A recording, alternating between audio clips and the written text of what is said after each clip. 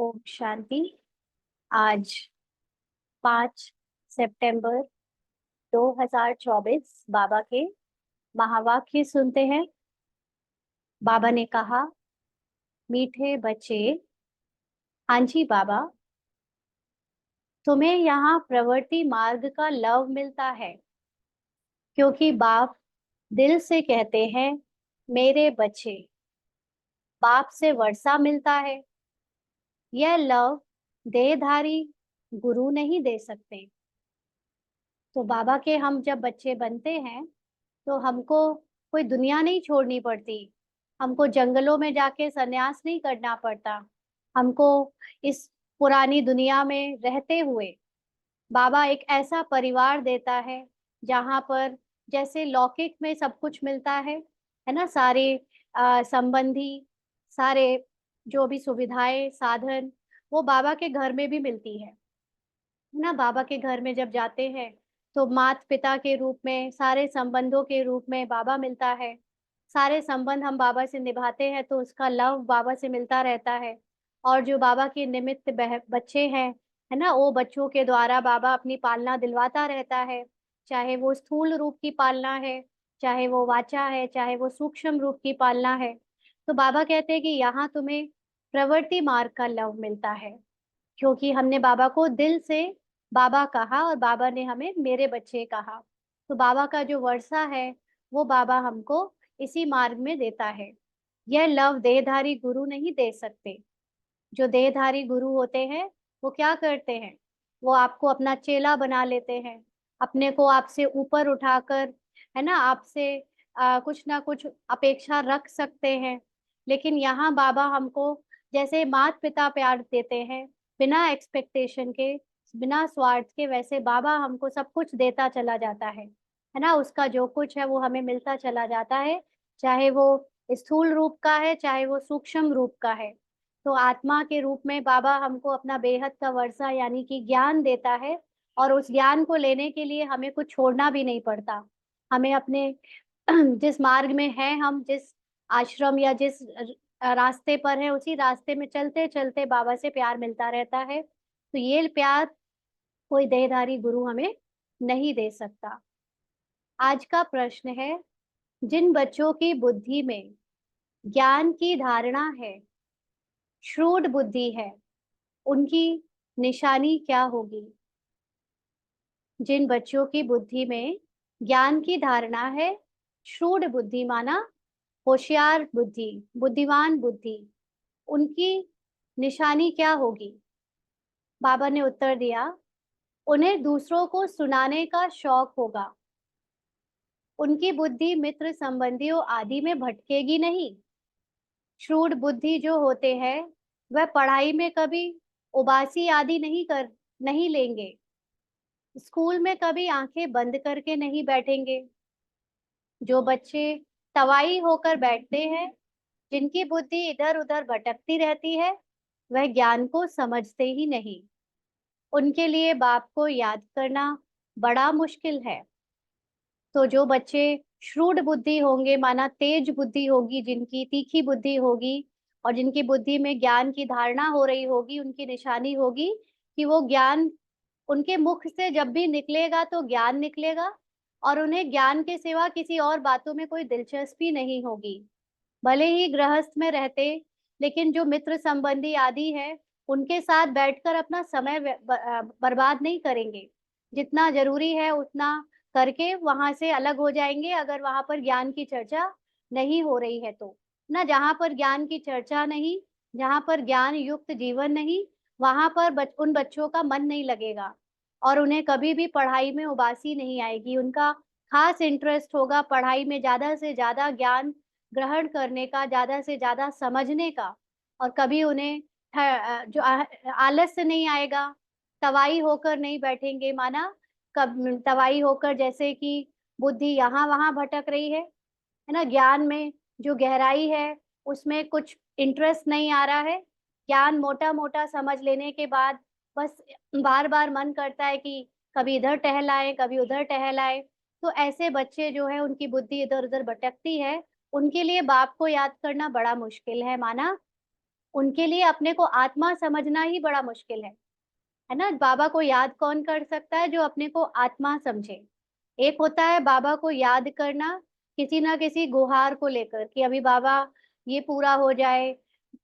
जैसे कि कई बार हमने पहले भी बात करी ना कि बाबा को हम अपनी जरूरतों के लिए या देह भान में रहकर भी याद कर सकते हैं, है ना। पार्ट जब बाबा को याद करता है, जैसे जब हम लोग भक्ति मार्ग में थे तो भी हम भगवान को याद करते ही थे, कृष्ण को, राम को, अलग अलग देवियों को, है ना। क्यों? क्योंकि हमें अपनी लौकिक जिम्मेदारियों में बाबा या भगवान की जरूरत लगती थी। डर लगता था कि अगर उनकी कृपा नहीं होगी, उनको याद नहीं करेंगे, उनको भोग प्रसाद नहीं चढ़ाएंगे तो वो कहीं हमसे गुस्सा ना हो जाए। तो वैसे ही रूप में कई बच्चे अभी भी बाबा को याद करते रहते हैं कि हमारा परिवार अच्छे से चले, सब कुछ अच्छे से हो, निर्विघ्न चलता रहे। तो उस रूप में बाबा को बहुत लोग याद करते हैं। लेकिन जो सच्चे रूप में अपने को सत्य में टिकाकर आत्मा समझकर याद करते हैं, उनका ही बाबा के ज्ञान में इंटरेस्ट होता है। बाकी मोटा मोटा जान लिया, बोलने बताने वाला ज्ञान जान लिया, और उसके बाद वो फिर अपनी लौकिक की दुनिया में ही दिलचस्पी है ना। लौकिक के जो भी दुनिया में चल रहा है, रिश्तेदारों के बीच में, समाज में, दुनिया के आपस में जो भी बातें हो रही है उसमें इंटरेस्ट रहता है उनका। तो ऐसे बच्चों को बाबा को याद करना माना अपने को आत्मा समझकर याद करना बड़ा मुश्किल है। ओम शांति। यह है बाप और बच्चों का मेला। गुरु और चेले अथवा शिष्यों का मेला नहीं है। इन गुरु लोगों की दृष्टि रहती है कि यह हमारे शिष्य हैं अथवा फॉलोअर्स या जिज्ञासु हैं। हल्की दृष्टि हो गई ना, माना अपने को ऊंचा और उनको नीचा समझ लेते हैं। गुरु लोग अपने फॉलोअर्स को हल्के रूप में लेते हैं, अरे ये तो ऐसे ही है ना, इनको तो हम जो कहेंगे मान लेंगे, इनको तो हमसे डर लगता है ना। तो उनके लिए उनकी जो दृष्टि है वो उतनी रिस्पेक्टफुल नहीं है, हल्की दृष्टि है। वह उस दृष्टि से ही देखेंगे, आत्मा को नहीं। वह देखते हैं शरीरों को, और वह चेले भी देह अभिमानी होकर बैठते हैं, है ना। चेले भी दोनों हाथ जोड़कर गुरु के सामने बैठेंगे, पैर धोएंगे, चरण का पानी पिएंगे, और जो गुरु कह देगा वो दौड़ दौड़ कर करेंगे, डर डर के गुरु से बात करेंगे, है ना। उनके लिए सर आंखों पर सब कुछ, इतना ज्यादा उनको ऊंचा समझेंगे और अपने को एकदम नीचा समझेंगे। चेलों में और गुरु में ऐसा रिश्ता होता है। तो बाबा कहते हैं उनको अपना गुरु समझते हैं। दृष्टि ही वह रहती है कि हमारा गुरु है, गुरु के लिए रिगार्ड रखते हैं। यहाँ तो बहुत फर्क है। यहाँ बाप ही बच्चों का रिगार्ड रखते हैं, है ना। यहाँ पर क्या है, यहाँ बाबा बच्चों को हल्के में नहीं लेता है। बाबा कितना ऊंचा सम्मान देता है हमको, कितनी ऊंची दृष्टि से हमको देखता है, कितने रिगार्डफुल बातें। उनकी बातों में कभी भी बच्चों को डिसरिस्पेक्ट करने की बात नहीं होती, है ना। हमेशा बच्चों को ऊपर ही उठाया है बाबा ने। तो इतना रिगार्ड रखते हैं बाबा अपने बच्चों के लिए। जानते हैं इन बच्चों को पढ़ाना है। यह सृष्टि चक्र कैसे फिरता है, बेहद की हिस्ट्री ज्योग्राफी बच्चों को समझानी है। तो ड्रामा का ज्ञान जो मुख्य केवल बाबा जानता है, वो बाबा अपने बच्चों को बताने आता है, पढ़ाता है। उन गुरुओं की दिल में बच्चे का लव नहीं होगा। बाप के पास तो बच्चों का बहुत लव रहता है, और बच्चों का भी बाप पर लव रहता है। तो गुरु और चेले का आपस में जो बॉन्डिंग होती है वो अलग किस्म की होती है, और जो बाप और बच्चों की बॉन्डिंग होती है वो एक अलग ही किस्म की होती है। तो बाबा यहाँ पर बच्चों के जैसा हमको ट्रीट करता है, तो बच्चे भी बाप के समान उनसे लव करते हैं। ऐसा लव गुरु चेले के बीच में देखने को नहीं आता। बाबा कहते, तुम जानते हो, बाबा तो हमको सृष्टि चक्र का ज्ञान सुनाते हैं। माना हमारे आदि मध्य अंत हमने जो पार्ट बजाए हैं वो सारा हमको बाबा बताते हैं। वह क्या सिखाते हैं?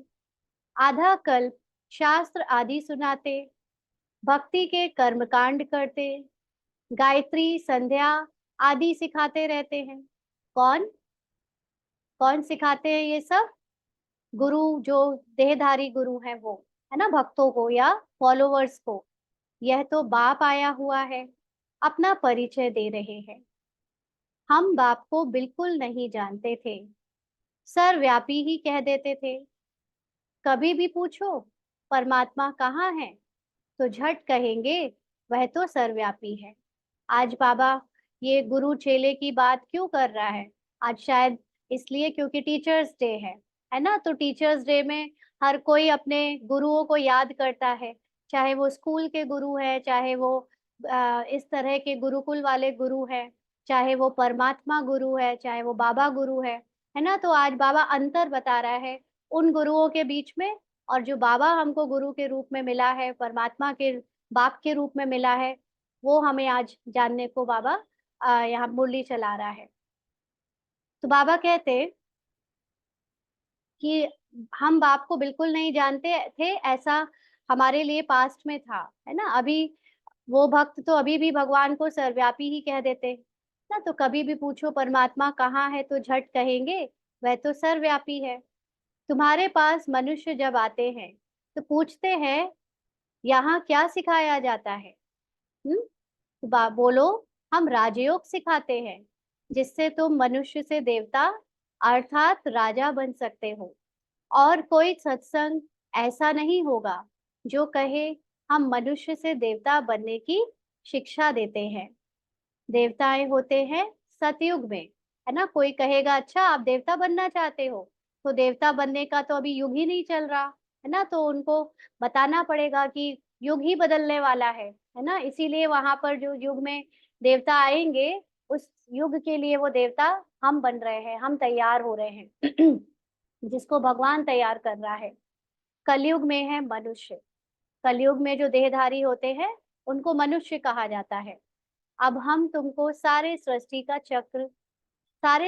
चक्र का राज समझाते हैं, जिससे तुम चक्रवर्ती राजा बन जाएंगे। और फिर तुमको पावन बनने की बहुत अच्छी युक्ति बताते हैं। हाँ, दुनिया में पावन बनने के लिए साधु सन्यासियों ने बहुत तपस्या करी है, बहुत देह का त्याग करके, मतलब देह की दुनिया में भी उनका त्याग अलग तरह का रहा, है ना? हठ योग वाला। हठ से परिवार छोड़कर गए, जिस हठ से उन्होंने समाज को छोड़कर जंगलों में गए, फिर वहां हठ से अपने जीवन को कितनी प्रकृति की उसके अगेंस्ट झेला। तो उन वो भी पावन बनते हैं, हमारे जैसे नहीं, लेकिन उनकी पावन बनने की जो युक्ति है या तरीका है वो बहुत अलग है। और बाबा हमको यहाँ पर समाज में, संसार में रहते हुए, घर गृहस्थी में रहते हुए, पहले जैसी जिम्मेवारियां निभाते हुए, बाबा हमको पावन बनने की कितनी अच्छी अच्छी युक्तियां बताते हैं। पावन बनने का मतलब अपने को आत्मा समझ, संसार की जो पहचाने हैं, झूठी पहचाने हैं अलग अलग, अपने को जो देह समझना, है ना? आत्मा ना समझकर जो भी कुछ हम अपने को समझते हैं वो सब पतित पहचाने हैं, है ना? उससे पावन बनाने की बाबा हमको युक्तियां बताते हैं। तो बाबा कहते हैं कि ये जो ड्रामा का ज्ञान है सृष्टि चक्र का, उससे तुम चक्रवर्ती राजा बन जाएंगे। ऐसी युक्ति कोई कभी समझा ना सके। ये है सहज राजयोग। तो इससे इजीएस्ट राज कोई भी तपस्या या योग हो नहीं सकता, जो घर में रहते हुए कर्म कर्म योग बनकर हमको बाबा ने सिखाया ना, कर्म में अपने को आत्मा समझ, बाबा की याद में रहना। ये तो बहुत सारे सन्यासी जब किसी को सिखाते भी हैं तो भी उनको बहुत डिफिकल्ट लगता है। बाबा ने हमको ये इतना इजी क्यों बना दिया? क्योंकि बाबा ने हमारे साथ एक संबंध जोड़ा है, और वो है बाप का। और ना सिर्फ बाप का, लेकिन बाबा ने कहा सर्व संबंध अगर मुझसे निभाओगे तो तुम्हें कर्म करते कोई और याद आएगा भी नहीं। क्योंकि वैसे दुनिया में लोग जो भगवान को जब याद नहीं कर पाते तो किसको याद कर रहे होते हैं?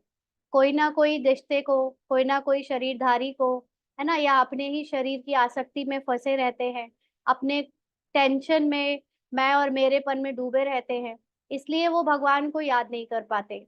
यहाँ पर तो भगवान ने पहले हमसे सब कुछ कह दिया कि सब कुछ मेरा है ऐसा मानो। मेरा है मतलब भगवान का है। ये तन, ये मन, ये धन, श्वास, संकल्प, समय, सब जब बाबा को दे दिया, जब हमारे पास अब कुछ बचा ही नहीं सोचने के लिए, अपना कहने के लिए जिसके बारे में हम सोचें, तो फिर बाबा ही याद आएगा, और कौन याद आएगा? है ना। तो इसलिए ये बहुत सहज हो जाता है बाबू भगवान को याद करना। तो बाप है पतित पावन, वह सर्वशक्तिमान भी है, तो उनको याद करने से ही पाप भस्म होंगे, क्योंकि योग अग्नि है ना। यहाँ पर योग का यथार्थ अर्थ समझना बहुत जरूरी है ना। जब हम यज्ञ कहते हैं इस को और योग कहते हैं, तो ये यज्ञ का मतलब ऐसा नहीं है कि वो ये कोई कुंड में जो अग्नि लग रही है वो वाली यज्ञ है। ये है ज्ञान का यज्ञ। ज्ञान भी जैसे जो स्थूल आग होती है, अग्नि होती है, उसका काम होता है कि उसमें जो कुछ भी डालो वो स्वाहा हो जाए, है ना। और अग्नि में जो कुछ भी चढ़ाओ, माना उसके ऊपर रखो, वो पवित्र बन जाती है। चाहे गोल्ड उसमें प्योरीफाई कर लो, चाहे पानी को प्योरीफाई कर लो, है ना। तो यहाँ पर स्थूल अग्नि की बात नहीं है, यहाँ पर है सूक्ष्म अग्नि, और वो है ज्ञान की। तो बाबा हमको जो ज्ञान दे रहा है, इस ज्ञान में कोई भी अज्ञानता की बात जब पड़ती है, पुरानी कोई भी स्मृति, कोई भी बिलीफ सिस्टम, विचार जब इस ज्ञान की अग्नि में पड़ते हैं, तो वो अग्नि के रूप में काम करके माना उस पुरानी अवस्था को, पुरानी स्मृतियों को भस्म कर देते हैं। तो हमारी पुरानी स्मृति में जो हमने खुद को शरीर समझ के कर्म किए, और वो कर्म पाप कर्म बने, क्योंकि कोई ना कोई झूठी देह की भान में है ना वो कर्म किए होंगे। क्योंकि आत्मा तो समझते नहीं थे खुद को, शरीर ही समझते थे, तो अलग अलग भान में अलग अलग कर्म होने से वो पाप हो गए। तो अब जब ज्ञान मिला, तो वो ज्ञान की अग्नि में पुरानी जितनी भी स्मृतियां हैं, जितने भी पुराने जन्मों के विकर्म हैं, जिसको हमने अज्ञानतावश किया, वो सब भस्म होते हैं माना। अब हम ज्ञान से उनको ये समझ जाते हैं कि वो हमारा सत्य नहीं है, वो कर्म हमने नहीं किए। वो सत्य जब उजागर हो जाता है कि मैं कौन हूँ, और मेरी सत्यता जो है वो पार्ट से अलग है, किरदार से अलग है, ड्रामा में चल रहे पार्ट में जो भी पाप हुए वो मेरा सत्य नहीं है ना। तो इस ज्ञान से हम जो है वो बाबा से सर्व शक्तियों को, ये ज्ञान ही वो सर्व शक्तियां हैं। ज्ञान लेने से आपको भी अपने अंदर शक्तियां अनुभव होने लगती हैं। तो पाप भस्म होते हैं माना पुरानी स्मृति से मुक्त हो जाते हैं। तो यहाँ नई बात सिखलाते हैं। यह ज्ञान मार्ग है, ज्ञान सागर एक ही बाप होता है, ज्ञान और भक्ति अलग अलग है ना। तो यहाँ मुख्य बात है ज्ञान। और भक्ति का मतलब है जब सत्य ज्ञान नहीं है, जब हम खुद को शरीर समझते हैं, भले ही जानते हैं कि आत्मा होती है, आत्मा हमारे अंदर विद्यमान है, शरीर छोड़ते समय आत्मा निकल जाती है, ये सारा ज्ञान है, लेकिन खुद को आत्मा नहीं समझते, आत्मा समझ के चलते नहीं। तो ये भक्ति है ना। तो इसलिए ज्ञान और भक्ति अलग अलग है। ज्ञान सिखाने के लिए बाप को आना पड़ता है, क्योंकि वही ज्ञान का सागर है। वह खुद आकर अपना परिचय देते हैं कि मैं सबका बाप हूँ, ब्रह्मा द्वारा सारी सृष्टि को पावन बनाता हूँ। पावन दुनिया है सतयुग, पतित दुनिया है कलयुग। तो सतयुग आदि, कलयुग अंत, यह है संगम युग।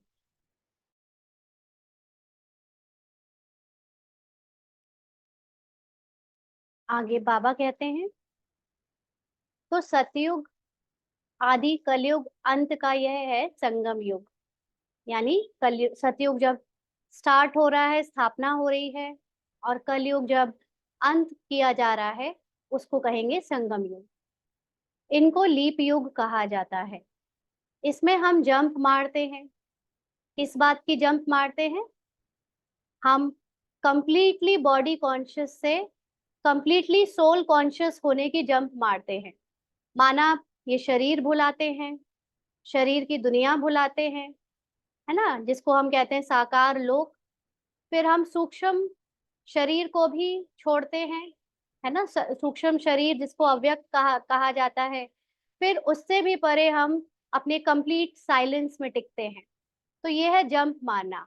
माना इस पुरानी दुनिया में जो कंप्लीटली हम बॉडी कॉन्शियस है, उससे हम कंप्लीटली सोल कॉन्शियस बनकर नई दुनिया में जंप मारते हैं। क्योंकि कलयुगी दुनिया, पुरानी दुनिया बहुत गिरी हुई है, सतयुगी दुनिया बहुत ऊंची दुनिया है। मतलब ये हाइट की ऊंची नीची की बात नहीं है, लेकिन अवस्था से, ना, जो हमारे पार्ट की अवस्था है उससे।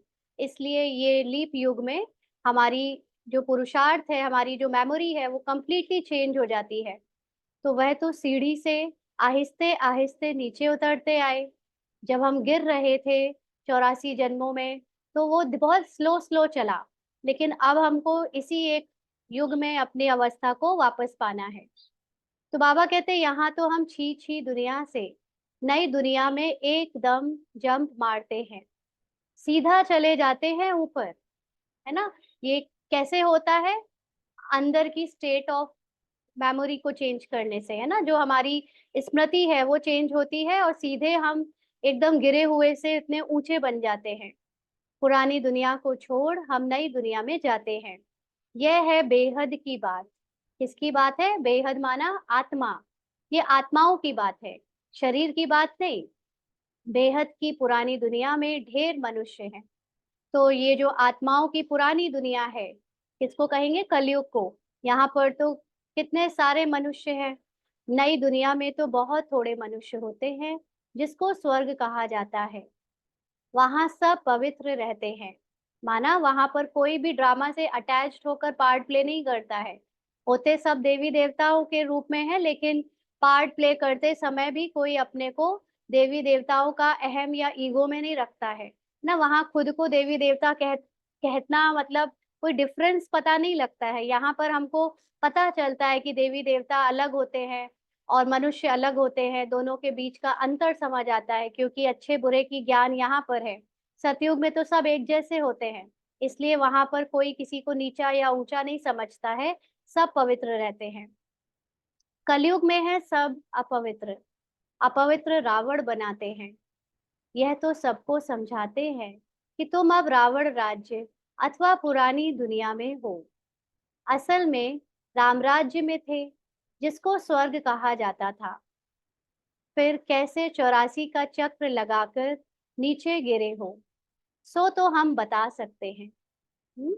हमको बाबा ने पूरा ड्रामा समझा दिया है ना अच्छे से, तो हम बता सकते हैं। जो अच्छे समझदार होंगे वह झट समझेंगे। जिसको बुद्धि में नहीं आएगा वह तो तवाई के मिसल इधर उधर देखते रहेंगे। मुख्य बात क्या है? अभी तक तो आत्मा को ही सही से समझ नहीं पाए थे, फिर परमात्मा को फिर कैसे समझते, है ना। चलो परमात्मा को किसी तरह थोड़ा बहुत समझा। अब ड्रामा का ज्ञान में कई लोग मूंझ जाते हैं, उतने अच्छे से समझ नहीं पाते। जब ड्रामा की बात करो तो क्या होता है, इधर उधर देखते रहते हैं ना, ठंडे पड़े रहते हैं, पता नहीं चलता कि क्या हो रहा है, क्या कह रहे हैं। तो बाबा कहते जो अच्छे समझदार होंगे वो झट समझेंगे, अटेंशन से सुनेंगे। जो तवाई की मिसल इधर उधर देखते रहेंगे वो अटेंशन से सुनेंगे नहीं। कहते हैं ना, तुम तो जैसे तवाई हो। हाँ, सन्यासी लोग भी जब कथा बैठ सुनाते हैं तो कोई झुटका खाते हैं या अटेंशन और तरफ रहता है, तो अचानक उनसे पूछते हैं क्या सुनाया। हम्म। तो बाप भी सबको देखते रहते हैं, है ना। जो सुनाने वाला होता है सामने, उसको तो सबका चेहरा दिख रहा होता है। तो देखा जाता है कि कुछ लोगों का बिल्कुल मन नहीं लगता, समझ में नहीं आ रहा होता है शायद उनको, या पुरानी दुनिया में ही इतनी ज्यादा बुद्धि डूबी हुई होती है। बुद्धि जब स्वच्छ नहीं होती, पुरानी दुनिया की स्मृति, पुरानी दुनिया की अटैचमेंट होती है, तो इसलिए वो बुद्धि में ज्ञान बैठता नहीं, है ना। तो फिर हलचल खुद भी करते रहेंगे, और थोड़ी सी भी अगर हलचल होगी तो यहाँ वहां देखते रहेंगे। ज्ञान की गुहिता में उनका कोई इंटरेस्ट नहीं होता। तो बाबा भी सबको देखते रहते हैं। कोई तवाई तो नहीं बैठे हैं, माना कोई ठंडा तो नहीं बैठा है एकदम, किसी को समझ में नहीं आ रहा है और बैठा हुआ है। तो अच्छे श्रूड बच्चे जो होते हैं वह पढ़ाई में कभी उबासी ने आदि नहीं लेंगे ना। स्कूल में कभी कोई आंखें बंद करके बैठे, यह तो कायदा नहीं ना। आंखें मूंज जाती है, आलस आ जाता है जब इंटरेस्ट नहीं आता। तो बाबा भी देखते हैं कि कई बच्चे ऐसे बैठे होते हैं। तो ऐसे तो कायदा नहीं है यहाँ। कुछ भी ज्ञान को समझते नहीं। बाप को याद करना उन्हों के लिए बड़ा मुश्किल है। फिर पाप कैसे कटे? पाप कैसे कटे मतलब कैसे भूलें अब इस पुरानी दुनिया को, ड्रामा को, झूठी स्मृतियों को, झूठी पहचानों को और कैसे अपने को आत्मा निश्चय करें। ना कई लोगों के लिए तो आत्मा समझना बहुत टेढ़ी खीर है। उन्हें इस बात पर बिल्कुल मूंझ जाते हैं कि मैं आत्मा हूँ, आत्मा कैसे पार्ट प्ले करती है, ये सब उन्हें बिल्कुल भी नहीं समझ आता है ना। तो बाबा कहते हैं कि फिर वो उनके लिए तो बड़ा मुश्किल है अपने को आत्मा समझकर याद करना, और तो उनके पाप कैसे कटेंगे। यानी जब सारी अटैचमेंट देह और देह की दुनिया से रही है, तो जितने भी पाप कर्मों का विकर्म हुए हैं पुराने जन्मों में लेकर इस जन्म तक, उससे तो अपनी पहचान बना के रखेंगे ही, फिर उससे न्यारे नहीं हो पाएंगे, तो उसका फल जैसे भोगेंगे ही। शूड बुद्धि तो अच्छी रीति से धारण कर औरों को सुनाने का शौक रखते हैं। माना जो अच्छे से ज्ञान को लेते हैं, वो खुद भी न्यारे होते जाते हैं पुरानी दुनिया से, और वो दूसरों को भी उस तरह से ज्ञान सुनाकर न्यारा करने का शौक रखते हैं। ज्ञान नहीं है तो बुद्धि मित्र संबंधियों की तरफ भटकती रहती है। यहाँ तो बाप कहते हैं, और सब कुछ भूल जाना है, पिछाड़ी में कुछ भी याद ना आए, है ना। कई ऐसे बाबा के बच्चे होते हैं जिनसे बात करो तो कहते हैं हम मित्र संबंधियों में ही फंसे रहते हैं, मित्र संबंधियों के आना जाना तो पड़ता ही है, हम ही तो है, बस कौन जाएगा, है ना। तो ये क्यों ऐसे होता है? क्योंकि ज्ञान को गहराई से जानने में इंटरेस्ट नहीं है। कई ऐसे पुराने बाबा के बच्चे भी हैं जिनको मुरलियां ये ऐसी रट गई हैं कि एज इट इज रटी हुई है ना। तो मुरली पढ़ते हैं तो उनको पता होता है बाबा भी अगला क्या सेंटेंस बोलेगा, लेकिन उनको वो ज्ञान की गहराई अभी तक क्लियर नहीं है। उनको लगता है जान तो लिया है सब कुछ, अब क्या रह गया है, अब तो बस जल्दी जल्दी पेपर खत्म हो तो हम पास होकर सतयुग पहुंच जाए, है ना। तो उनका ध्यान हमेशा मित्र संबंधियों में ही रहता है कि चलो अब ज्ञान तो जान ही लिया है, बाकी अब यहाँ के भी मित्र संबंधियों को निपटा लिया जाए, है ना। तो वो ऐसे तवाई बुद्धि कहे जाएंगे, क्योंकि वो अलग बात है कि हमने मुरली सुनी समझी और दूसरों को सुनाई, और जो अपनी लौकिक बुद्धि है वो अच्छी होने के कारण अच्छे से सुना भी दी, समझ लिया, लेकिन जो गोहे गोहे पॉइंट्स हैं जिसको धारण करके हमें पुराने मित्र संबंधियों को भूलना था, वो तो पकड़ में ही नहीं आए। यहाँ पर हम उल्टे और ही मित्र संबंधियों से लगाव कर बैठे, और ही ज्यादा अटैच होने लगे, और ही ज्यादा बहाने मारने लगे कि हम हमें तो अभी चलाना है ना, मित्र संबंधियों को कैसे छोड़ सकते हैं। मतलब उन्होंने ज्ञान के जीवन को कंप्लीटली अपने लौकिक जीवन से अलग कर दिया। ज्ञान को रखा है ऊपर ऊपर से एक फॉर्मल जीवन के लिए कि हाँ हम हैं ब्रह्मा कुमार कुमारी, लेकिन मित्र संबंधियों के साथ वही लगाव, वही सारा मोह, वही सारी टाइम उनके साथ बिताना, वही पुरानी यादों को याद करते रहना। ऐसे अनेक ब्रह्मा कुमार कुमारियां हैं जो पुरानी बातों को याद करते हैं मित्र संबंधियों के साथ मिलकर, है ना। उनको बहुत मजा आता है उनके साथ जीवन बिताने में, उनके साथ मिलने जुलने में। ज्ञान उनके साथ कोई डिस्कशन नहीं। क्यों? क्योंकि वो सुनते ही नहीं। अरे तो वो सुनते नहीं, लेकिन आप उनसे दूर तो रह सकते हो ताकि आप अपने अंदर ज्ञान की बातों को इमर्ज करो, है ना। उनके जैसी बात करने के लिए किसने कहा?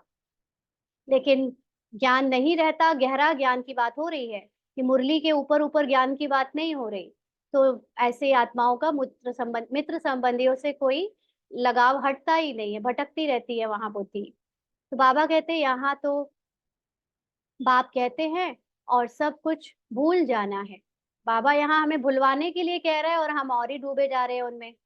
पिछाड़ी में कुछ भी याद ना आए। पिछाड़ी का मतलब क्या?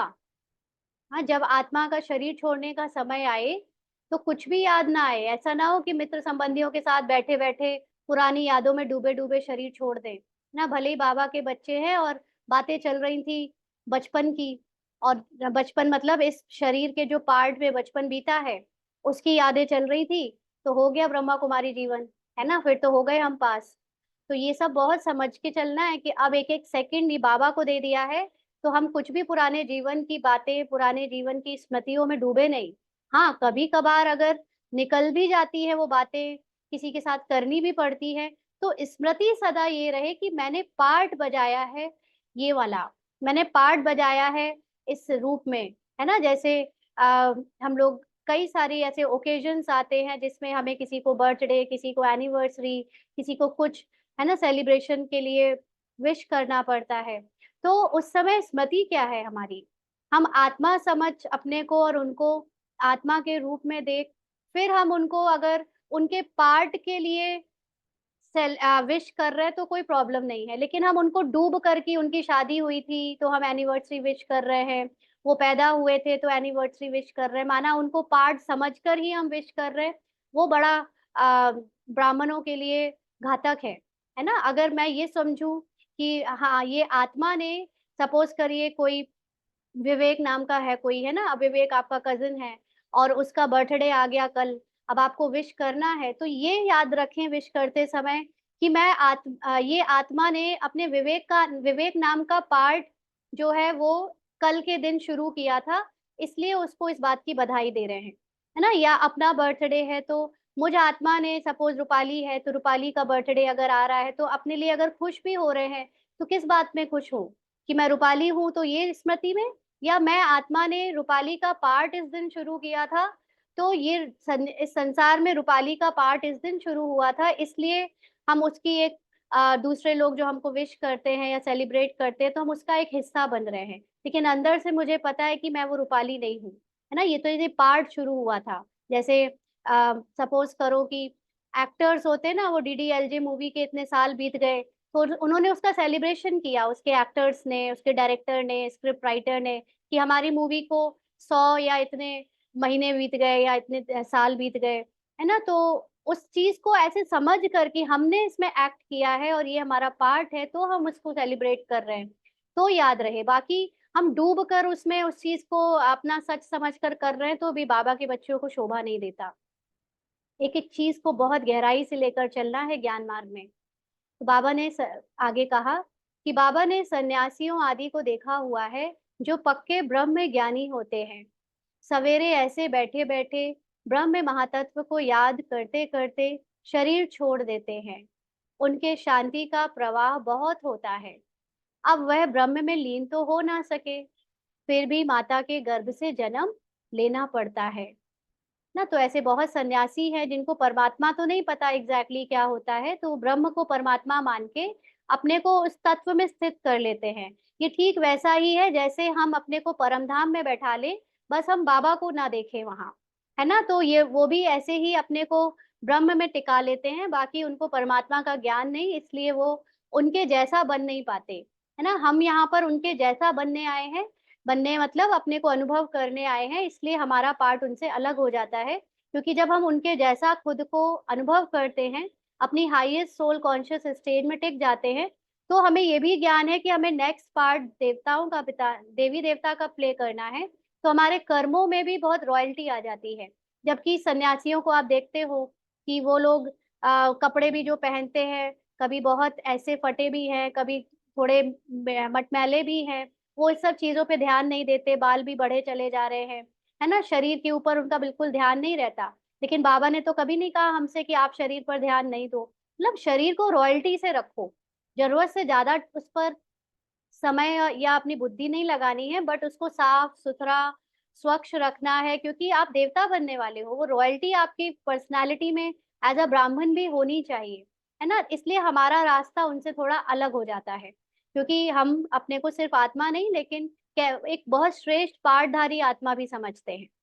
तो बाबा कहते कि वो लोग तो फिर ब्रह्म में लीन नहीं होते, क्योंकि उनको भी जन्म मरण में तो फिर आना ही है, वो लोग भी कई बार पुनर्जन्म में गृहस्थी बन जाते हैं, है ना। तो बाबा ने समझाया है, वास्तव में महात्मा तो श्री कृष्ण को कहा जाता है ना। महात्मा मतलब महान आत्मा, जो कंप्लीटली सोल कॉन्शियस हो, और वो होती है श्री कृष्ण की आत्मा।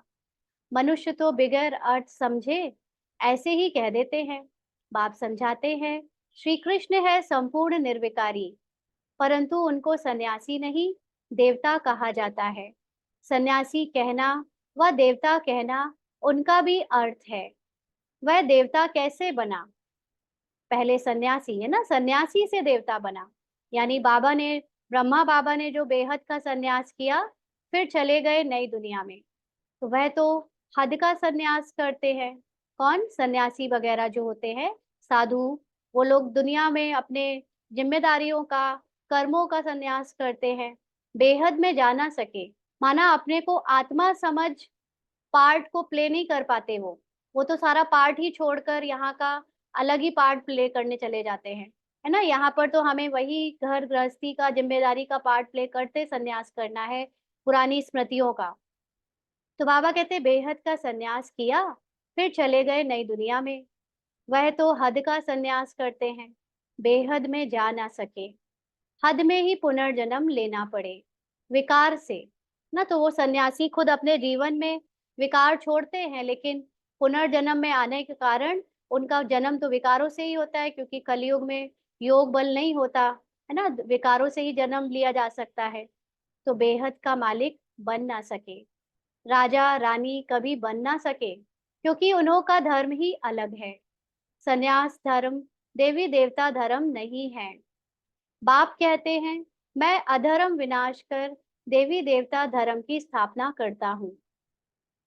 विकार भी अधर्म है ना, इसीलिए बाप कहते हैं इन सब का विनाश और एक आदि सनातन देवी देवता धर्म की स्थापना करने मुझे आना पड़ता है। भारत में जब सतयुग था तो एक ही धर्म था, वही धर्म फिर अधर्म बनता है।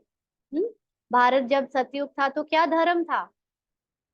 सभी को अपनी आत्मा का धर्म पता था, स्वधर्म। स्व का धर्म क्या, आत्मा का धर्म क्या, शांति, है ना। वो उनको अपनी सोल कॉन्शियस स्टेज पता थी, इसीलिए वो सारे देवताओं का एक ही धर्म था, अलग अलग नहीं। अभी तो शरीर के धर्मों से अपनी पहचान बनाई हुई है, तो इसलिए इतने अधर्म हो गया, माना अपनी मेन धर्म जो आत्मा की शांति है उसको भूलकर शरीर से अपनी पहचान बनाकर अपना ईगो सेटिस्फाई कर रहे हैं, है ना। तो बाबा कहते अब तुम फिर से आदि सनातन देवी देवता धर्म स्थापन कर रहे हो। जो जितना पुरुषार्थ करेंगे उतना ऊंच पद पाएंगे। माना जो जितना ऊंचा सोल कॉन्शियस स्टेज की स्टेट में जितना ज्यादा समय रहेगा उतना ऊंचा पद पाएगा। अपने को आत्मा निश्चय करना है, भले गृहस्थ व्यवहार में रहो, है ना। क्या ये पॉसिबल नहीं है घर गृहस्थ में रहते अपने को आत्मा समझना? बुद्धि की तो बात है, कोई जाना तो नहीं, भटकना तो नहीं कहीं। बुद्धि से जब अपने को माँ कहो तो याद रखो कि मैं माँ का पार्ट प्ले कर रही हूँ। जब अपने को पत्नी कहो तो याद रखो कि मैं पत्नी का पार्ट प्ले करने वाली आत्मा हूँ। जब अपने को किसी की बहू कहो तो मैं आत्मा किसी की बहू का पार्ट प्ले कर रही हूँ। इसमें से कुछ भी सत्य नहीं है, ये सदा स्मृति में रहे, है ना। तो कितना इजी है अपने को आत्मा निश्चय करना। बाबा कहते भले गृहस्थ व्यवहार में रहो, उसमें भी जितना हो सके उठते बैठते यह पक्का करो, जैसे भक्त लोग सवेरे उठकर एकांत में बैठ माला जपते हैं, तुम तो सारे दिन का हिसाब निकालते हो। हाँ, पूरे दिन में हमको भक्ति वाले तो माला फेरते हैं कि हमने इतने बार माला फेरी। हमको अपने मन में यानी बुद्धि और मन में ये माला फेरनी है, यानी स्मृति में बार बार लाना है कि मैं आत्मा हूँ, ये शरीर नहीं, ये पार्ट नहीं। भले ही मैं हम लोगों को बोलते समय हम या मैं तुम्हारी मम्मा, मैं तुम्हारी पत्नी, ये सब निकलता है ना। बताना पड़ता है कि मैं इनकी वाइफ, मैं इनकी डॉटर, ये सब बोलने में आता है। लेकिन जैसे ही बोलने में आ रहा है वैसे ही स्मृति में तुरंत आए कि मैं आत्मा इनकी डॉटर का पार्ट प्ले करने का रोल कर रही हूँ, मैं आत्मा इनकी वाइफ का पार्ट प्ले करने का रोल प्ले कर रही हूँ। अंदर ये वाला जप चलता रहे, है ना। अंदर बैठे बैठे आत्मा अपने एकांत में ये हिसाब निकाले कि हम कितनी बार अपने को आत्मा समझने का अभ्यास कर रहे हैं। तो बाबा कहते कि फलाने समय इतनी याद रही, सारे दिन में इतना समय याद रही, टोटल निकालते हो? हम्म। वह तो सवेरे उठकर माला फेरते हैं, भले कोई सच्चे भक्त नहीं होते हैं। कईयों की बुद्धि तो बाहर कहाँ कहाँ भटकती रहती है ना। भगवान तो सब जानता है कि भक्त भी कैसे कैसे भगवान को बुद्धू बनाते हैं, है? झूठे भक्त भी होते हैं। तो बाबा कहते हैं कईयों की बुद्धि तो बाहर कहाँ कहाँ भटकती रहती है। अभी तुम समझते हो भक्ति से फायदा कुछ भी नहीं मिलना है ना। जो ज्ञान में आ जाते हैं और जो पुराने बहुत भक्ति करते थे वो हंसते हैं अपने ऊपर कि हम लोग क्या करते थे पहले। हाँ, यह तो है ज्ञान जिससे बहुत फायदा होता है। अभी तुम्हारी है चढ़ती कला। चढ़ती कला अर्थात आत्मा अपनी स्मृति से वापस अपनी सोल कॉन्शियस स्टेज में जो टिक रही है, उससे उसकी सारी पावर्स, उसकी सारी गुण और शक्तियां उसको वापस अनुभव होने लगी हैं। है ना, उसकी स्टेट ऑफ माइंड बहुत ऊंची होती जा रही है। तो बाबा कहते, बाप घड़ी घड़ी कहते मन मना भव, ना अपने को आत्मा समझ बाबा की याद में टिक जाना है। तो चलो अभी 1 मिनट के लिए सभी अपनी आत्मिक स्थिति में स्थित होकर बाबा को याद करेंगे।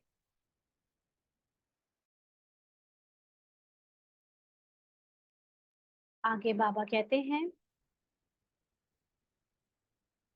भगवानुवाच, है ना, परंतु उनकी बुद्धि में है श्री कृष्ण भगवान, न किस बात के लिए, कि वास्तव में जो गीता में लिखा हुआ है कि अपने को आत्मा समझ देह के सब धर्म छोड़ मामेकम याद करो, ये भगवानुवाच है। बट उनकी बुद्धि में है कि श्री कृष्ण भगवान, वह तो देहधारी पुनर्जन्म में आने वाला है ना, उनको भगवान कैसे कह सकते हैं।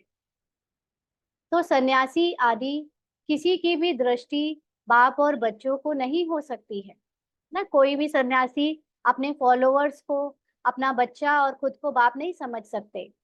भले गांधी जी को बापूजी कहते थे, परंतु बाप बच्चे का संबंध नहीं कहेंगे, है ना। बापूजी कहते थे, लेकिन फॉलोअर्स उनको अपना बाप थोड़ी ना मानते थे, और ना बापूजी उनको अपना बच्चा मानते थे।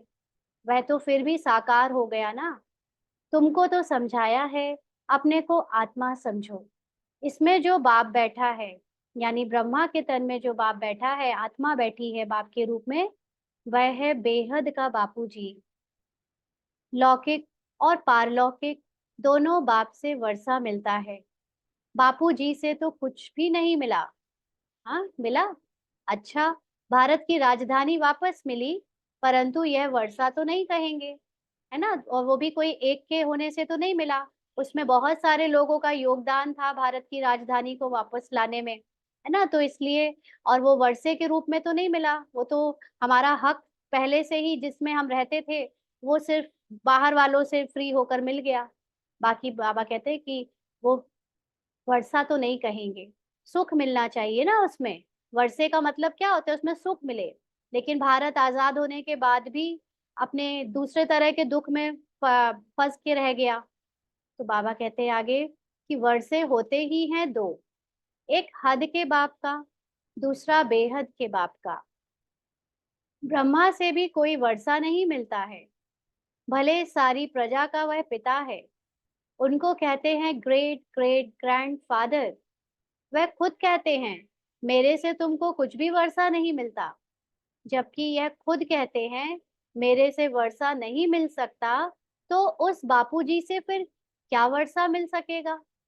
हाँ, जब शरीर में जो हमारा प्रजापिता है ब्रह्मा, उनसे भी हमें कुछ प्रॉपर्टी नहीं मिलती, तो फिर वो जो साकार में पार्ट बजाने वाले बापूजी गांधी जी जो है, उनसे क्या मिलेगा, कुछ भी नहीं। बाबा कहते हैं अंग्रेज तो चले गए, अभी क्या है। अभी क्या है, भूख हड़ताल, पिकेटिंग, स्ट्राइक आदि होती रहती, कितनी मारा मारी होती रहती है, कोई का डर नहीं है। बड़े बड़े ऑफिसर्स को भी मार देते हैं, सुख के बजाय और दुख है। तो बेहद की बात यहाँ ही है। बाप कहते हैं, पहले पहले तो यह पक्का निश्चय करो कि हम आत्मा है, शरीर नहीं। बाप ने हमको अडॉप्ट किया है, हम अडॉप्टेड बच्चे हैं। किसको अडॉप्ट किया है, आत्मा को अडॉप्ट किया है। लेकिन अभी वो आत्माएं पार्ट में डूबी हुई हैं, है ना। इसीलिए बाबा बाबा कहती तो है, लेकिन अपने को आत्मा समझने का अभ्यास करने के लिए बाबा उनको बार बार याद दिलाता है, तुमको समझाया जाता है। बाप ज्ञान का सागर आया है और सृष्टि चक्र का राज समझाते हैं, दूसरा कोई समझा ना सके। बाप कहते हैं, देह सहित देह के सब धर्मों को भूल मामेकम याद करो। सतो प्रधान जरूर बनना पड़ेगा। आत्मा को अभी सतो प्रधान पार्ट बजाना ही है ना। तो पार्ट के पहले उसको तमो प्रधान पार्ट को पूरी तरह भुलाना पड़ेगा। तमो प्रधान पार्ट जितना भूलता जाएगा, ऑटोमेटिकली आत्मा का सतो प्रधान पार्ट बजने लगेगा, है ना। ये अभी संगम युग में भी ऐसे ही होता है। संगम युग में भले शरीर सतो प्रधान नहीं है, लेकिन जैसे जैसे जो जो जितना पुरानी दुनिया को त्याग रहा है अपनी बुद्धि से, है ना, अपने मन से, वो उतना ही बेहतर सतो प्रधान और देवताई गुण की तरफ पहुंच रहा है। तो यहाँ पर हमें आत्मा समझने के लिए खुद को, दुनिया को बुलाना जरूरी है। बाबा कहते हैं यह भी जानते हो, पुरानी दुनिया का विनाश तो होना ही है, नई दुनिया में बहुत थोड़े होते हैं। कहाँ इतनी करोड़ आत्माएं और कहाँ 9 लाख। इतने सब कहाँ जाएंगे? कहाँ जाएंगे सब? अपने अपने स्थिति में, जो साइलेंस की स्थिति है, साइलेंस वर्ल्ड, उसमें चले जाएंगे, है ना। अब तुम्हारी बुद्धि में है कि हम सब आत्माएं ऊपर में थी। ऊपर में थी माना कोई ऐसे डिस्टेंस वाइज ऊपर नहीं, लेकिन जो आत्मा की अवस्था है, हाईएस्ट अवस्था, ऊंची अवस्था, उसमें थी। इसलिए तो बाबा जंप लगाने की बात कहता है। ये जंप लगाना कोई मारियो का गेम थोड़ी ना है कि एक ब्रिक से दूसरे ब्रिक में कूदना है तो वो जंप लगा रही है आत्मा। जंप लगाना माना अपनी स्मृति से, जो हमारी गिरी हुई स्मृति हो चुकी है, उसको वापस ऊपर उठाना है ना। तो ये उठाना, ऊपर जाना, नीचे आना, ये सब स्मृति का खेल है। कोई डिस्टेंस की बात नहीं है कि हम पैरों से उचक रहे हैं, कूद रहे हैं। तो ये समझना है। तो यहाँ पर बुद्धि, बाबा कहते हैं तुम्हारी बुद्धि में है कि हम सब आत्माएं ऊपर में थी, माना बहुत हाई क्वालिटी की थी, है ना। अभी भी वही आत्मा है, लेकिन अपनी क्वालिटी नीचे क्यों गिर गई है? क्योंकि पार्ट में गिरा हुआ पार्ट चल रहा है ना। जो ड्रामा अनुसार कलयुग का पार्ट है वो हमको प्ले करना पड़ रहा है, तो स्मृति भी वैसी हो गई है। 63 जन्म लिए हमने इस स्मृति में, इसलिए वो स्मृति इतनी पक्की हो गई है। तो बाबा कहते अब तुम्हारी बुद्धि में है कि हम, सॉरी, आत्मा को ही एक्टर कहेंगे। आत्मा एक्ट करती है इस शरीर के साथ। आत्मा को ऑर्गन्स तो चाहिए ना। आत्मा कितनी छोटी है, 84 लाख जन्म है नहीं। हर एक अगर 84 लाख जन्म ले, फिर पार्ट रिपीट कैसे करेंगे? याद ही नहीं रह सकता। स्मृति से बाहर चला जाए, 84 लाख भी तुमको याद नहीं रहते। सॉरी, 84 जन्म भी तुमको याद नहीं रहते, है ना। देखा जाए तो 84 वैसे बहुत नहीं होता, लेकिन जैसे कल कहा ना कि डॉट डॉट डॉट लगाओ तो भी बहुत दिखते हैं, है ना। उतना भी याद नहीं रहता, भूल जाते हो। अब तुम बच्चों को, बाप को याद कर पवित्र जरूर बनना है। इस योग अग्नि से विकर्म विनाश होंगे। योग अग्नि माना ज्ञान से जब अपने को आत्मा समझते हैं और उस आत्मा की स्मृति में हम अपने प्रेजेंट के कर्म करते हैं और साथ में पुरानी स्मृतियों से भी अपने को डिटैच कर लेते हैं, तो उसके फल जो आते हैं पार्ट में, है ना, जो हमने पिछले विकर्म किए उसके फल जो आने रह गए हैं, वो आएंगे अगर, तो हमें उससे दुख नहीं होगा, क्योंकि हम जानते हैं कि ये जो विकर्मों का फल है या जो जो भी फल है वो शरीर को आ रहा है, मन को आ रहा है, लेकिन आत्मा तो इससे फ्री है ना, न्यारी है। यह भी निश्चय है, बेहद के बाप से बेहद का वर्षा हम कल्प कल्प लेते हैं। अब फिर स्वर्गवासी बनने के लिए बाप ने कहा है कि मामेकम याद करो, क्योंकि मैं ही पतित पावन हूँ। तुमने बाप को पुकारा है ना, तो अब बाप आए हैं पावन बनाने, माना ड्रामा को हमसे अलग करने, हमको भुलाने कि अब तुम ये संसार में रहते पुरानी दुनिया को भूलो।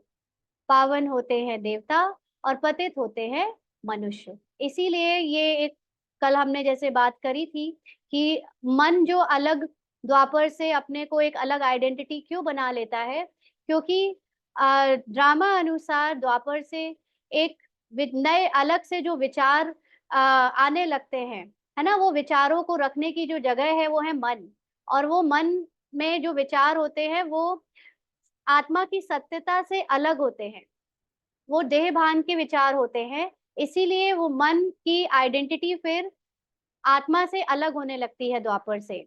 और अब वापस बाबा कहता है कि तुम्हारे अब मन को मर्ज हो जाना है आत्मा में, यानी मन की कुछ अलग से आइडेंटिटी रहे ना। इसके लिए क्या है कि जो तुम्हें विचार भी आते हैं, उन विचारों को अपना नहीं समझो। तुम अपने को आत्मा समझोगे तो जो विचार आ रहे हैं, जो भी संस्कार देखने में आ रहे हैं, वो सब ड्रामा अनुसार लास्ट के पार्ट में जो बचा हुआ है वो आ रहे हैं। लेकिन अगर तुमने उसको अपना मान लिया, माना मन में जगह दे दी, है ना, उसको एक अपनी प्रॉपर्टी मान लिया, तो वो मन फिर आत्मा में मर्ज नहीं हो पाएगा। मन अलग ही आइडेंटिटी बनी बनी रहेगी। लेकिन अब समय आ गया है कि देवताई पार्ट में जब मन और बुद्धि की दोनों चीजें फैकल्टी जो है वो आत्मा में मर्ज होने की जरूरत है। तो उस समय पे जो अलग अलग विचारों ने अपनी पहचान बनाकर मन को आत्मा से एक अलग आइडेंटिटी दे दी थी, अब उनको खुद की पहचान से दूर करना है। वो हमारा पार्ट नहीं है, मतलब पार्ट भले है लेकिन वो आत्मा का सत्य नहीं है ना। तो इस तरह से वो मन विचारों से धीरे धीरे करके क्या हो जाएगा, खाली होने लगेगा। और जब विचार बहुत कम रह जाएंगे, धीरे धीरे शून्य तरफ पहुंचने लगेंगे, तो मन को वापस आत्मा में मर्ज होने का, मन और बुद्धि को मर्ज होने का टाइम मिल जाएगा, या वो अपॉर्चुनिटी मिल जाएगी कि अब वो आत्मा में फिर से जाकर मर्ज हो जाए। तो इसलिए अब बाबा हमको पावन बनाते हैं, माना पुरानी स्मृति, पुराने संकल्प, विकल्प, संस्कार सबसे छुड़ा रहे हैं कि वो तुम्हारे नहीं हैं। और जब हम अपने पहचान उन संकल्प, विकल्प, संस्कारों से बनाते हैं, स्मृतियों से बनाते हैं, तो पतित हो जाते हैं। पावन बनकर फिर शांति धाम में जाना है। और जब मन और बुद्धि दोनों चीजें आत्मा में वापस मर्ज हो जाती हैं, अलग से उनकी कोई आइडेंटिटी नहीं रहती, तो उसको कहते हैं पावन बनना। यानी आत्मा की अब अपनी कोई अलग से पहचान नहीं रह गई है, आत्मा ही सत्य है केवल। और वो अपनी शांति में स्थित हो जाती है, अपने कंप्लीट साइलेंस में स्थित हो जाती है, जिसको कहते हैं शांति धाम में जाना। तुम शांति धाम जाना चाहते हो या सुख धाम आना चाहते हो? है ना, हम सिर्फ साइलेंस नहीं, लेकिन हम पार्ट में भी अपने वो लेजर पार्ट को प्ले करना चाहते हैं ना, जिसमें हमें सुख ही सुख मिले। सन्यासी तो कहते हैं सुख कागविष्ठा के समान है, हमको सिर्फ शांति चाहिए। तो वह सतयुग में कभी आ नहीं सकेंगे। सतयुग में था प्रवृत्ति मार्ग का धर्म, देवताएं निर्विकारी थे, वही पुनर्जन्म लेते लेते पतित बनते हैं। अब बाप कहते हैं निर्विकारी बनना है, स्वर्ग में चलना है, तो मुझे याद करो तो तुम्हारे पाप कट जाएं, पुण्य आत्मा बन जाएंगे, फिर शांति धाम सुख धाम में जाएंगे। वहां शांति भी थी, सुख भी था, अभी है दुख धाम। फिर बाप आकर सुख धाम की स्थापना करते हैं, दुख धाम का विनाश। चित्र भी सामने है। बोलो अभी तुम कहाँ खड़े हो? हाँ, जो षष्ठी चक्र का स्वास्तिक वाला चित्र है ना, उसमें दिखाते हैं कि ब्रह्मा जो है संगम युग के ऊपर खड़े हैं। तो किसी को भी समझाओ वो चित्र, तो पूछो तुम अभी कहाँ खड़े हो? अभी है कलयुग का अंत और विनाश सामने खड़ा है, बाकी जाकर थोड़ा टुकड़ा रहेगा। हाँ, मतलब जो साकार में जो पार्ट बजा रहे हैं उसको दोबारा से प्ले करने के लिए धरती में, बाकी सब तो पुरानी दुनिया डूब जाएगी, केवल थोड़ा सा टुकड़ा नया बनकर रहेगा। इतने खंड तो वहां होते नहीं। यह सब वर्ल्ड की हिस्ट्री, ज्योग्राफी बाप ही बैठ समझाते हैं। यह पाठशाला है। भगवान उवाच, पहले पहले बाप का परिचय देना पड़ता है। अभी कलयुग है, फिर सतयुग में जाना है, वहां तो सुख ही सुख होता है। एक को याद करना, वह है अव्यभिचारी याद। शरीर को भी भूल जाना है ना। इसलिए शिवलिंग की जो कभी कोई साकार शरीर नहीं दिखाते हैं, शिवलिंग मतलब एक आत्मा, लेकिन उसको भी स्थूल रूप दे दिया है क्योंकि हम पांच तत्वों को रियल समझने लगे, है ना। अभी तो बाबा ने कहा ये पांच तत्व भी रियल नहीं है, ये भी ड्रामा में केवल तुम्हारा बैकग्राउंड है। तो इसलिए पांच तत्वों से भी अपने को बाहर निकालना है। शांति धाम से आए हैं, फिर शांति धाम में जाना है, वहां पतित कोई जा ना सके। बाप को याद करते करते पावन बन तुम मुक्ति धाम में चले जाएंगे। मुक्ति धाम माना शरीर के ये पांच तत्वों का जो पार्ट देखने में आ रहा है उससे मुक्त हो जाएंगे, सब अलग अलग टाइम के लिए। ये अच्छी रीति बैठ समझाना पड़ता है, आगे इतने सब चित्र थोड़े ही थे, बगैर चित्र भी नट शेल में समझाया जाता था। इस पाठशाला में मनुष्य से देवता बन जाना है, यह है नई दुनिया के लिए नॉलेज। वह बाप ही देंगे ना, तो बाप की दृष्टि रहती है बच्चों पर। हम आत्माओं को पढ़ाते हैं, तुम भी समझाते हो, बेहद का बाप हमको समझाते हैं। उनका नाम है शिव बाबा। सिर्फ बेहद का बाबा कहने से भी मूंझ जाएंगे, है ना। उनको कहें कि वो आत्मा का पिता हमको पढ़ाता है, तो वो मूंझ जाएंगे, क्योंकि बाबाएं भी बहुत हो गए हैं ना। बाबा शब्द से तो बहुत लोगों को जैसे एलर्जी हो गई है, ये शब्द मत बोलो, है ना। तो म्युनिसिपैलिटी के मेयर को भी कहते हैं बाबा, बाप कहते हैं मैं इसमें आता हूं तो मेरा भी नाम शिव ही है। मैं इस रथ द्वारा तुमको नॉलेज देता हूँ। इनको अडॉप्ट किया है, इनका नाम रखा है प्रजापिता ब्रह्मा। इनको भी मेरे से वर्षा मिलता है। अच्छा, मीठे मीठे सिक्की लदे बच्चों प्रति माता पिता बाप दादा का याद प्यार और गुड मॉर्निंग। रूहानी बाप की रूहानी बच्चों को नमस्ते। हम रूहानी बच्चों की रूहानी बाप दादा को याद प्यार गुड मॉर्निंग और नमस्ते बाबा। शुक्रिया। थैंक यू बाबा। धारणा के लिए मुख्य सार। पहला पॉइंट, अभी पुरानी दुनिया से नई दुनिया में जंप देने का समय है। इसीलिए इस पुरानी दुनिया से बेहद का संन्यास करना है। इसे बुद्धि से भूल जाना है ना। भले पार्ट पुराना चल रहा है, लेकिन उस पुराने पार्ट में स्मृति नई कर लेनी है ना। नई स्मृति क्या, कि मैं किसी की फला फला फला नहीं हूँ, लेकिन मैं आत्मा हूँ जो फला पार्ट बजा रही हूँ। तो ये बुद्धि से पार्ट सारे भूल जाने हैं। हर पहचान भूल जानी है। अपने को जो भी समझा आज तक वो सब भूल जाना है। और नई स्मृति याद रखनी है कि मैं सिर्फ एक आत्मा हूँ। पढ़ाई पर पूरा अटेंशन देना है। स्कूल में आंखें बंद करके बैठना यह कायदा नहीं है। ध्यान रहे, पढ़ाई के समय बुद्धि इधर उधर ना भटके, उबासी ना आए, है ना। आप में से भी कई लोग जो क्लास कर रहे हैं वो घर में अभी घर गृहस्थी के काम करते हुए कर रहे होंगे, ट्रैवलिंग करते हुए सुन रहे होंगे, है ना। तो उसमें भी बुद्धि इधर उधर बीच बीच में भटकती है। तो जो भी अगर अभी सुन रहा है वो दोबारा सुने, ताकि कोई भी पॉइंट मिस ना हो जाए, है ना। क्योंकि ये भी मजबूरी है कि भाई नहीं बाहर जा पाते हैं क्लास अलग से करने, घर में रह के फायदा मिल रहा है, लेकिन इसको और अच्छे से करने के लिए दोबारा जरूर सुना करें। जो सुनते जाए वह धारण होता भी जाए। अब टाइम नहीं है हमको रिवाइज करने का, है ना। ये समझ लो ये शायद मुरलियां आखिरी बार सुनने को मिल रही हूँ, क्योंकि 5 साल में एक बार रिपीट होती हैं। तो हो सकता है कि आगे आने वाले समय में मुरली सुनने को पढ़ने को मिले ना मिले, सबके पार्ट कब ओवर हो जाएं। तो इसीलिए तुरंत की तुरंत सुनते जाएं और उसको अपना रियल आइडेंटिटी से अपने आप को धारणा कराते जाएं। आज का वरदान है, रूहानी नशे द्वारा पुरानी दुनिया को भूलने वाले स्वराज्य सो विश्व राज्य अधिकारी भव। रूहानी नशे द्वारा पुरानी दुनिया को भूलने वाले स्वराज्य सो विश्व राज्य अधिकारी भव। बाबा ने समझाया, संगम युग पर जो बाप के वर्षे के अधिकारी हैं वही स्वराज और विश्व राज्य अधिकारी बनते हैं। आज स्वराज्य है, कल विश्व का राज्य होगा। आज कल की बात है। ऐसे अधिकारी आत्मा रूहानी नशे में रहती है और नशा पुरानी दुनिया सहज भुला देता है। अधिकारी कभी कोई वस्तु के, व्यक्ति के, संस्कार के अधीन नहीं हो सकते। उन्हें हद की बातें छोड़नी नहीं पड़ती, स्वतः छूट जाती हैं। माना जो खुद को हमेशा आत्मा समझकर जीते हैं, उनको शरीर के भान की बातें छुड़ाने के लिए अलग से कोई पुरुषार्थ नहीं करना पड़ता। ऑटोमेटिकली छूटता चला जाता है, क्योंकि उनका रूहानी नशा, उनकी आत्मिक स्थिति इतनी प्रबल है कि वो हर समय उसी स्थिति में स्थित रहते हैं। तो उनके लिए पुराने व्यक्ति, संस्कार या वस्तु उनको कोई भी अधीन नहीं कर सकता, और इसीलिए वो खुद को स्वराज अधिकारी कहते हैं।